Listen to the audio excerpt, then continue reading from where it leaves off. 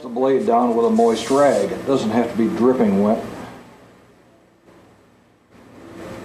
And I usually start with the hardest side, which is the part where you have to hold on to the tip.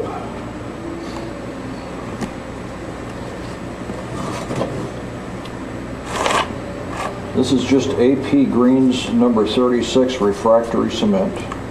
Nothing special about it. In this stage, if you want to, you can thin it with just a little water to get a little more liquid. And my mother told me that playing in mud would never come to anything. Okay, what I'm doing is scraping off a little section of the clay, and you take that and just wrap it on the blade. If you've got enough clay, you can do 2 of them. If you don't, you get a lot more arm motion. These can be anywhere from 1/8 to 1/2 inch apart. The closer together that they are, the livelier your temper line will be, and the less shrinkage or less curvature you're going to get in the hardening. If you don't use any of these little things, you're going to get a big curve in the hardening. And putting them on at this spacing will give you about 1 inch of curvature in the blade when you water quench it. Oil quenching doesn't give nearly the same results. You get very little extra curvature in the oil quench blades. If you're sharp-eyed, you'll see that the tip of the sword bends down a little bit. Exactly the opposite of what you want in a finished sword. That's because these virtually always curve a little more at the tip than they do at the back end, where the steel's a little heavier.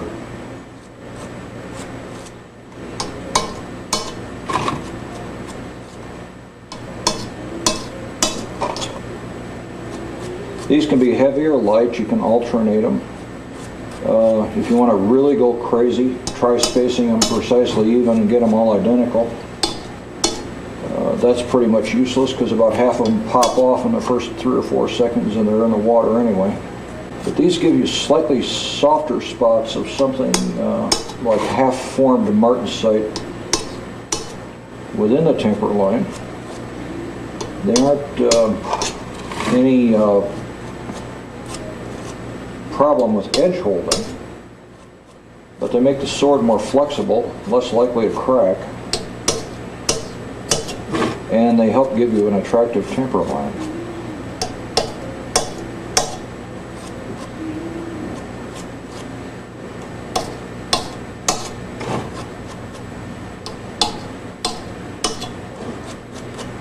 They don't have to go right down to the cutting edge either. You can stop back a little bit if you want, or if you miss like I have here a couple times.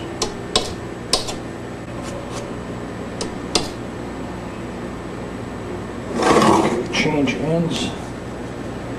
One of the things you want to do is here grind a little 45-degree bevel on the tang there so it doesn't tear up your hands while you're holding on to it. It's quite uncomfortable if you don't do that. I've done this so often, I've got specific holes for the sword points in the side of the bench here.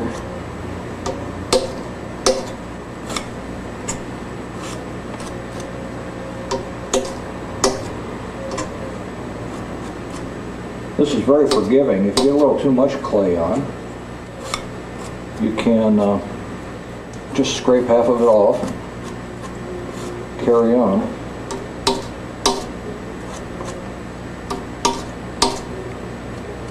Got a lot too much on there. Just dip your spatula in the water and get about 10 drops of water. Is plenty of extra moisture to loosen this cement up quite a bit.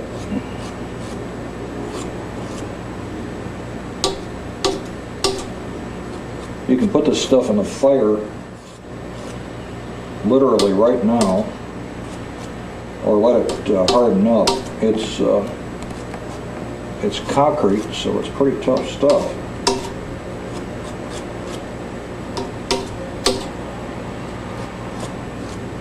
The Japanese call these ashi lines. It means rat tail.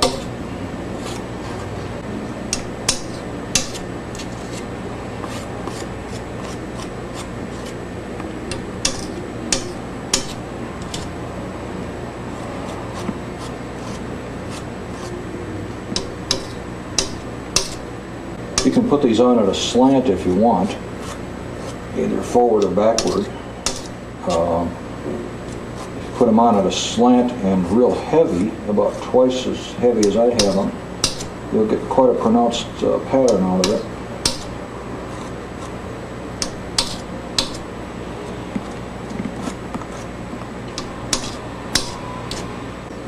Okay, that takes care of those.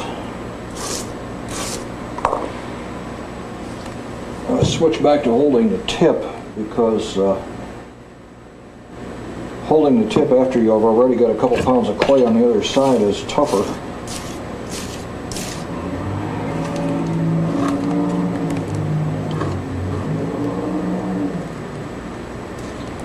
Now for this part, you do not want to add any water at all to the clay. If you have to get it thinner, you get the same solution that they use in the clay itself, water glass, sodium silicate, and mix some of that in. It's not real cheap, but a couple quarts of it will last forever.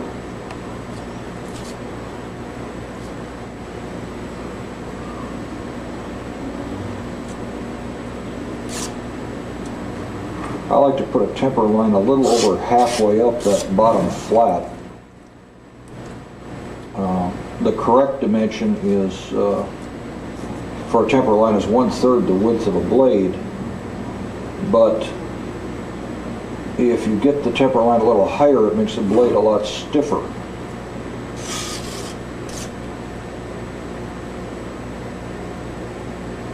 You look at the spine there, I've got just a fat 3/16 of an inch of clay on it. And as I go out towards the tip, I put it on heavier and heavier. The tip is much thinner steel, and you don't want it hardening right all the way through, because being thinner, it cools a lot faster. And got that up to a good fat 1/4 inch or a little better now. You see I'm scraping the spine. With a water hardened blade, that's pretty important. When you harden the blade, the cutting edge turns into martensite, which stays in the same dimension that it is from heat expansion. The back of the blade, turning back into perlite, shrinks back down to the original dimension it had when it was cold. That's usually enough to put a full inch of curvature in a blade. Oil hardening, you might put 5/8 of an inch at the very most under real extreme conditions. On a long and slender blade where you really exaggerated things. Oil hardening pulls about 1/8 of an inch a foot normally, where water hardening is maybe 3 times that. Now at this stage, you don't want to drop the bloody thing, because it's hard to get out of your clothes.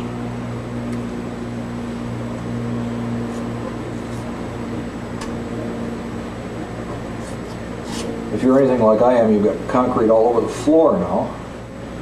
Make sure you don't track that onto the carpet, because the wife won't like it at all.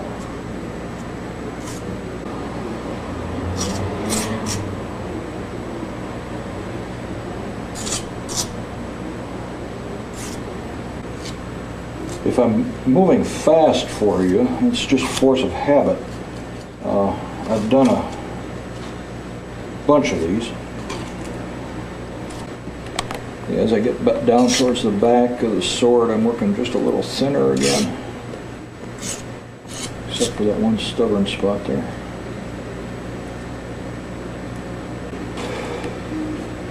want to extend the clay on up the tang, I quench in a horizontal trough. I'm able to put a little angle on the blade so that the tang sticks up out of the water. This will keep the portion of the tang that's in the water from hardening. Now here's a good trick. At the point where the notch is here, the notchy, you want a section of hardened steel there to make the blade stiffer at that spot. So you literally push this clay back down in that area. And then since you got such a narrow little strip of clay, you make it thicker.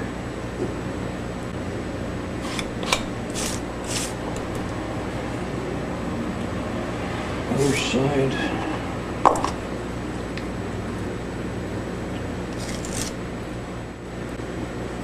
You also want the temper line to come about an inch in up to the tang on the bottom of the blade. You want to be historically correct.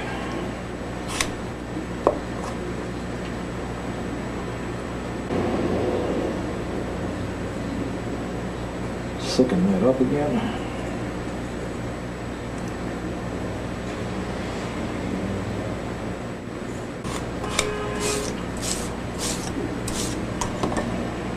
Okay, now there's the pushback. It comes down about 1/4 inch. You don't have to get all the clay off the metal, just so you're scraped fairly clean there. And your spine should be clean all the way.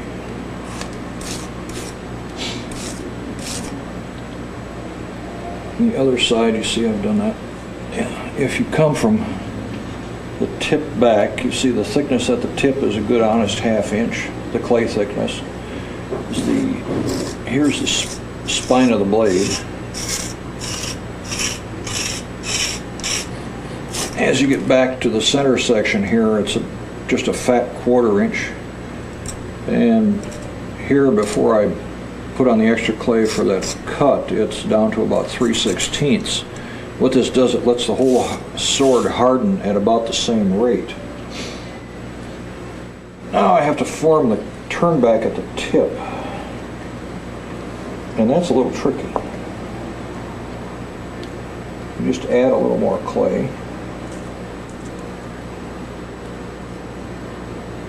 and shape it so that the temper line comes back along the top of the blade a little bit here.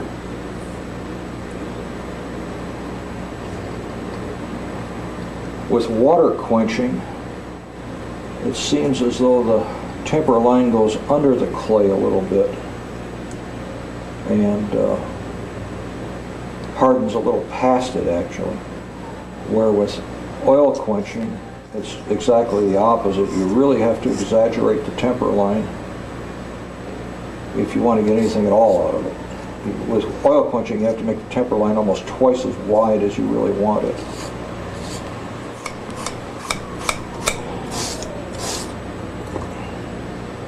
There's the tip. Now this is going to get reground and reformed quite a bit after hardening, because I haven't got the V shape of the spine on there yet, and the grinding at this point is really quite crude. What keeps that clay from coming off is some number 22 iron wire. A little hook on the end, hook it around the blade, and I roll it right into the clay. Turns about 1.5 or 2 inches. Right down to the tip. I'm going to make sure put about 4 turns of wire at the tip and make sure there's no clay caught under those 4 turns, because if there is, it won't harden under there. Then you very carefully take your beat up old palette knife and push the clay back over the wire. Continue pushing that clay back over Yeah, you see we're working in real time here. I haven't been starting and stopping. This clay is already skinned over a little bit. It's nowhere near hardened, but it gets a little skin on it just from the air circulation.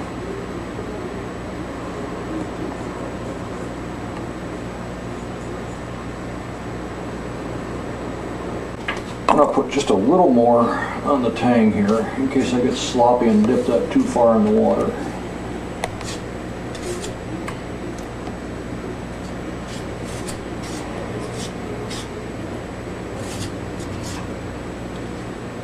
And that's that.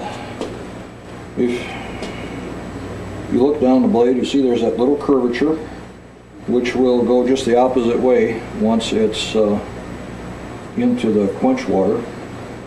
The temper line's almost half the blade. I like to do a wider temper line. Some of the real purist collectors don't do a real wide temper line.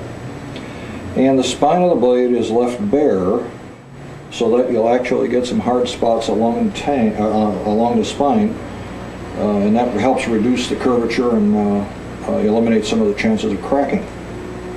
And this has been in real time. What you've watched on a video is exactly as long as it takes you to do one with practice. That's it. Blade as completed with the clay on. You'll see the application is anything but even, and certainly not a technological marvel of any sort.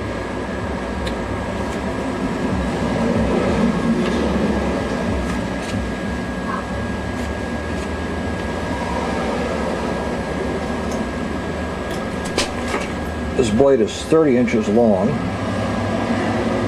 and this dolly shot is done on an office chair, which is not necessarily the smoothest thing around. That's it. Okay, Tantos are done in exactly the same way that the sword is, except they're light enough to hold up through the whole process, which makes it a little easier. The sword, you're always looking for a place to rest part of it. The Tanto also, I try to make the temper line a little wider, so when I put the limiting clay on here, it'll be up a little higher on the blade.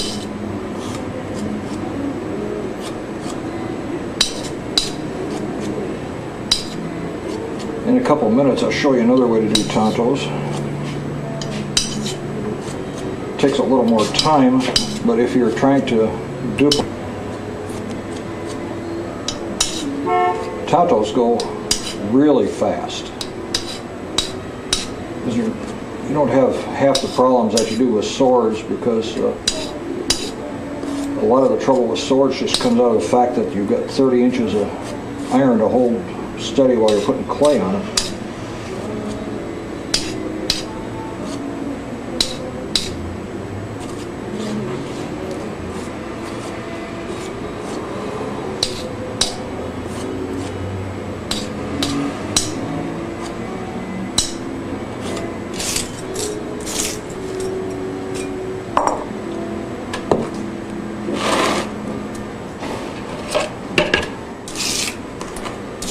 I used to put the heavier clay on with that little spatula, but this one's about 3 times as fast. Now with Tantos, I just come about halfway down. Swords, you want to come about 2/3 of the way down from the spine to the cutting edge.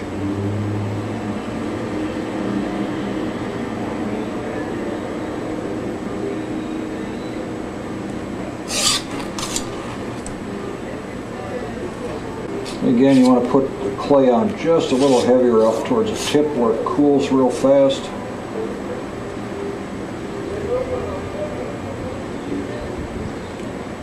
And if you want to keep the Tanto fairly straight, you want to scrape the spine clean and have this area here at about a 45-degree bevel. That exposes a little more of the spine so that it can cool faster.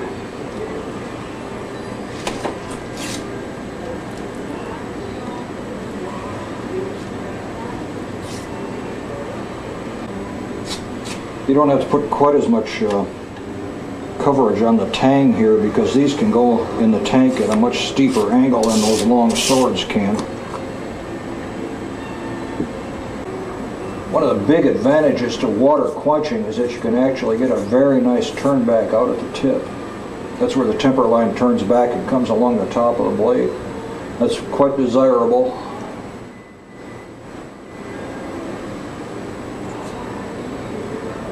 I never was able to get a turn back with oil quenching though. The oil quenching steel doesn't harden as fast and it doesn't shock fast enough to do that properly. Wire again.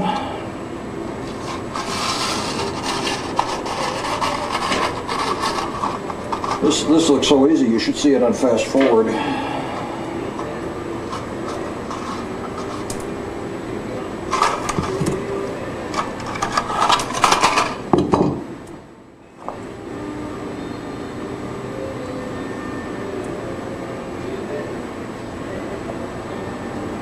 We're going to fire these tomorrow, and it's probably going to be about 110 out.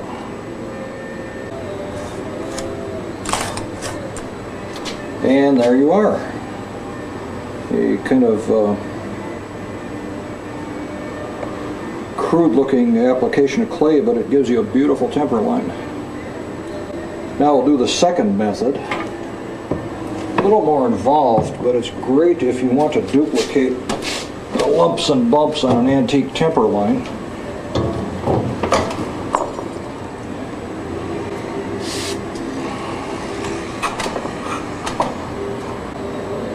Let's start on the other side.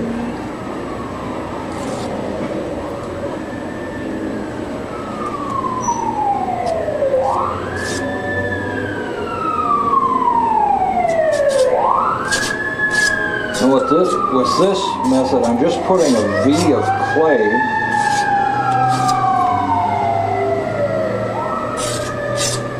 You know, they did that when we were working on the sword too. I'm just putting a V of clay, it's a straight line from the spine to the cutting edge with literally zero thickness at the cutting edge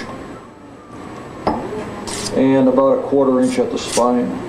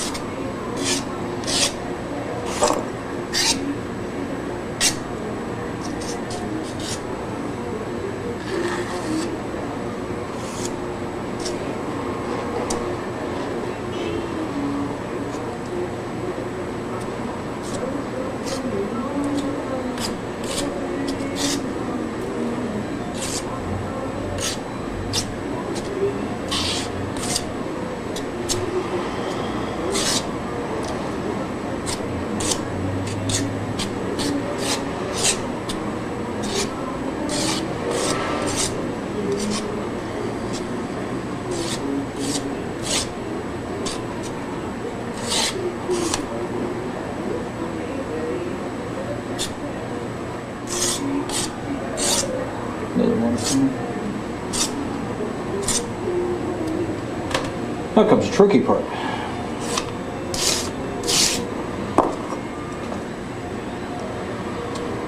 You literally cut the design you want, get right into the clay,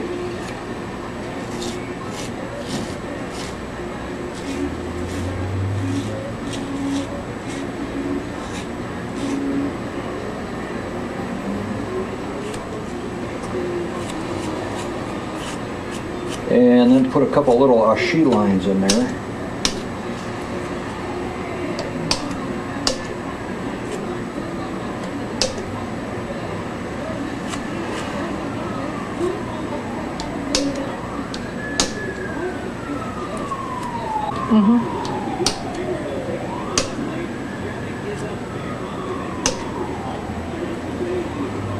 I'll do the other side and then come back and do the tip.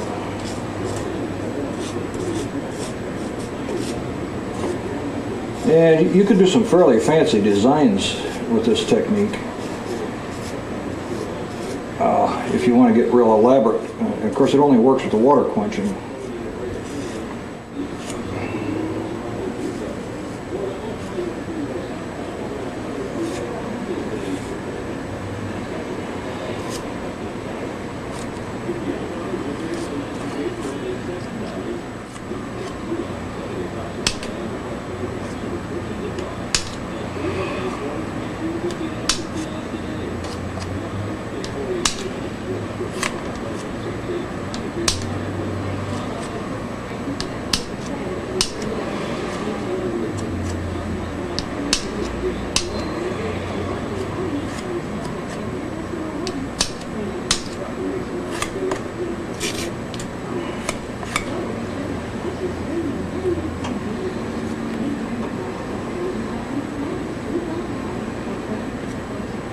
allows a little more thickness at the tip.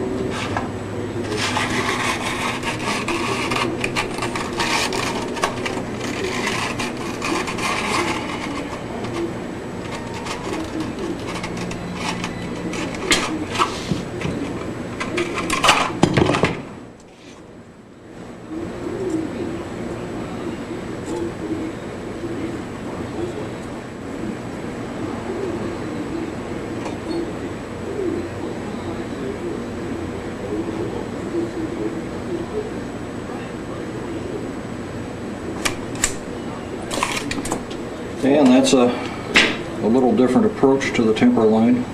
If you really want to control the exact pattern that you get, this will give me what they call a gnome, which is rounded bumps all along the temper line. Okay, the heat treating process for the Japanese blades is very simple. Just get them hot and throw them in the water. I begin, as you see, I've got a sword on each side of the forge where the waste heat comes out. That's preheating the thicker sections so that they'll already have a head start when I put them in the forge for the final heating, and everything comes up to temperature at hopefully about the same time. It's really irritating when you get part of it hot and part of it nowhere near hot. The quench tank down here is just filled with ordinary tap water. We keep the hose running at a slow rate throughout the whole heat treating process. At one time we had added ice, and we even tried dry ice. There's some funny stories about that. But it really doesn't need anything but fresh, cool water. I'm going to put the microphone down, turn it off, and pull a sword out. Oh, it's not quite hot enough at the tip. I'd rather the tip come up to temperature last, because that's the easiest part to burn and overheat and overquench. So the preheating helps with that too. The one on the left down there in the tunnel is just about ready to come out, and in a second here I'll stop and quench it. Like I said, it goes into the cool water, and if you'll watch, you'll see I'm keeping the bare part of the tang out of the water so it doesn't harden, and of course there's always a chance of cracking that part. So anyway, here we go.